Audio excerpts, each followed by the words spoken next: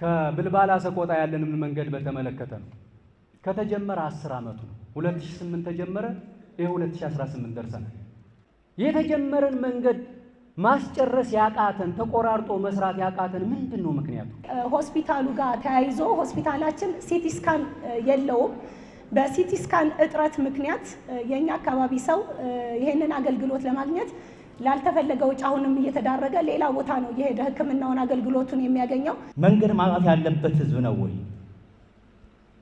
ውሃ በ15 ቀንና በወር አንድ ጊዜ ማግኘት ያለበት ህዝብ ነው ወይ? ከመንገድ ጋር ተያይዞ ያለው ከሰቆጣ ዳህራ ሳህላ ኮረም መቀሌ የተጀመሩ አሉ። እነዚያ የተጀመሩትን ማስቀጠል የሚጓተተው በቀጣይ ደግሞ የሚጀመሩትን በፍትሃዊነት መለኪያ መስፈርት መሰረት እየለየን ስራ መስራት ይኖርብናል። የመብራት እና ከውሃ ጋር ያለው ችግር የሰቆጣ ይታወቃል።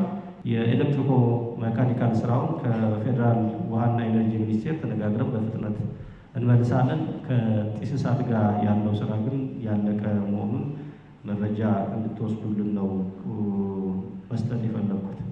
ከሆስፒታሉ ጋር ተያይዞ ያለው ሲቲ ስካን ግዢ ላይ ነው ያለው። ሆስፒታሉ ላይ ምንም አልሰራችሁም አልተደገፈም የሚለው ውሳቤ ግን ልክ አይደለም። ከሰሜኑ ጦርነት በኋላ አንድ አዲስ አምቡላንስ ተሰጥቷል። እዚህ በረጅም በክልሉ መንግስትም ሆኖ 18 ሚሊዮን ብር ለጥገና ተሰጥቷል ተመድቧል። የኦክሲጅን ፕላንት እዚህ ያለው ኦክሲጅን ፕላንት በአገሪቱ ማነው በክልሉ እዚህና ፈለገ ሆስፒታል ብቻ ነው ያለው። ትልቅ ነው።